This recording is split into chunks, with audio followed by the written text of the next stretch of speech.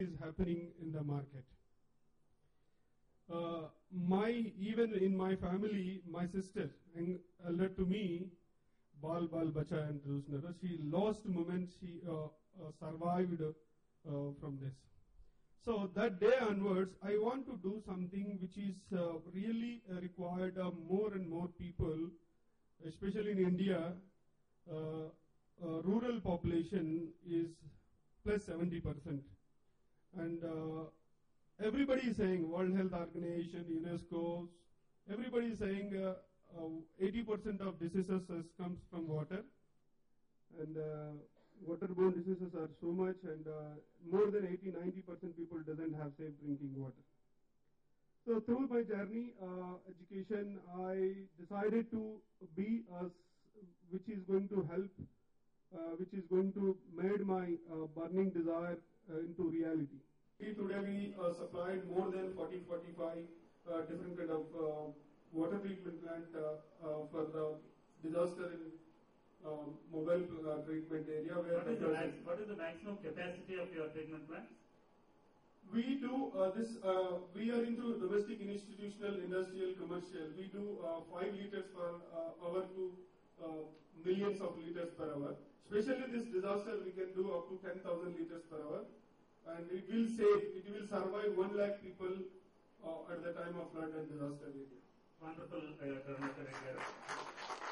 would like to request how are you geared up to take the bigger challenge, and which are the countries where you have operations, and which are the countries where you are going to, launch your services. And how did you start from? So anybody can log on to 165.com and send free SMS to anybody in India, Singapore or Malaysia. And how do we make money if we are allowing them to send free SMS? What we do is, every SMS is 160 characters by standard, globally. That's the GSM standard. So what we did is, we broke this 160 characters into 2 parts. The first part is free for the user. The second part is an advertisement. So the advertisers pay us for the message that is going free of cost. So when a user sends me a message saying, let's meet for coffee, let's say Sai sent me a message saying, let's meet for coffee at 4 o'clock. Then because it's less than 80 characters, the message, then we add we tag an advertisement saying barista coffee coupon code or something like that. So because the conversation is about coffee, there's coffee advertisement. How many people have you employed so far? What is the headcount? We are about 620 people right now. That kind of potential we have identified in this business model. After Vasireddy came into this business, what was he doing? And then quickly wrap up that 20-year journey. I'd like to thank SBI and DARE for conferring this recognition on Dr. Vasireddy as the rising star of Andhra Pradesh. He's been on the rise for almost 2 decades plus.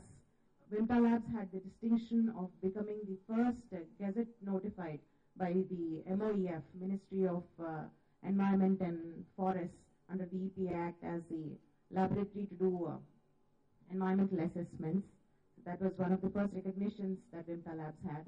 And from then onwards, they started providing testing services, analytical services to drugs and pharma. Today, Vimta Labs is a comprehensive contract research and testing organization whose services include clinical research, preclinical research, clinical reference laboratories such as clinical diagnostic testings to patients. You have testing laboratories only in Hyderabad or any spread across? The main laboratory is in Hyderabad. In Hyderabad, we have 2 centers, one in Cherlapalli and the new one in Genome Valley. And we have small satellite labs in Vijayawada and Visakhapatnam. We had labs in Chennai and Delhi as well, but we have started consolidating them, and we moved those activities back into Hyderabad recently. How many people do you employ? We have 716. And this man's desire to consolidate that media business and stay hooked on to that, it didn't end there. And suddenly he thought of, coming up with a formula that would raise the hair on bald heads and prevent the fall of the hair That's the kind of thought process that went into bringing up this product. We heard of herbal shampoos, but not herbal hair oil. This is one interesting area, and he started R&D at the back end. And now I request Mr. Rabindranath to say a few words on how he actually thought of getting into the hair oil business. And it's a tremendous success. They are going to clock 100 crores in 4 or 5 days from now for this for the last financial year. That's a wonderful achievement.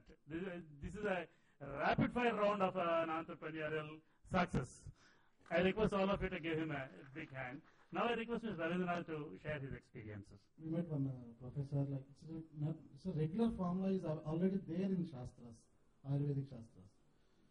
But we applied that formula and we saw a result on our own, you can say, we use ourselves. Then we thought like something is there in this.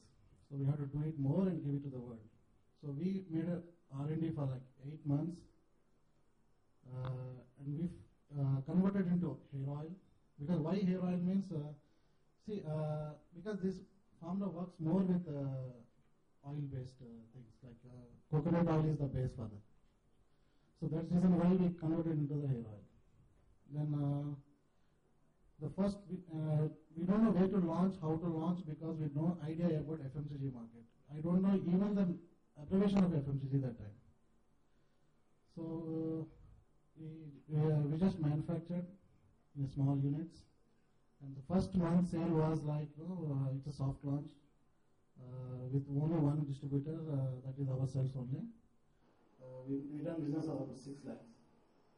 But now today it's like we have more than 1,600 distributors across India, and selling like 500,000 every month. And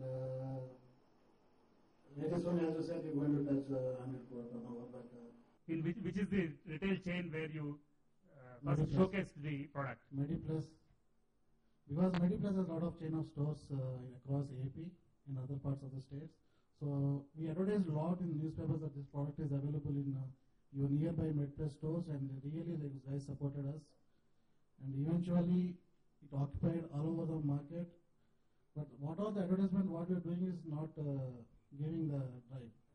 It's all because of word of mouth, the success of the product. We feel very happy one day, like a 65-year-old man called and said, "We got a hair." It was really Congratulations. Thank you. The other important thing is I want to tell to the world, like we are doing an R&D on this. We want to see which molecule in this formula is doing this magic. And once this is done, and we want to give it to the world so that everybody hair problem is going to resolve.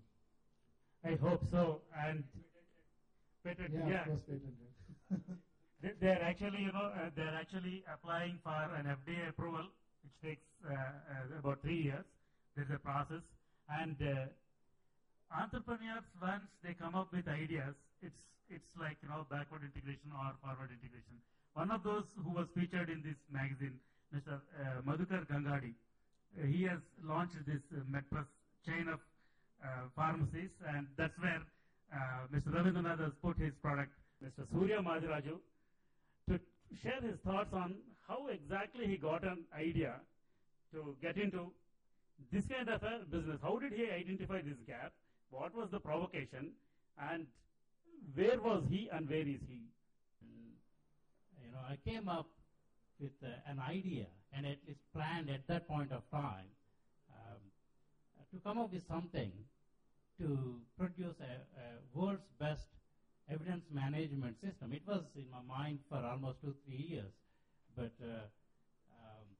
I was not really sure whether I will be successful or not, because the other product is from Thomson Reuters, which is almost like a Microsoft in software, with a $8 billion turnover and all.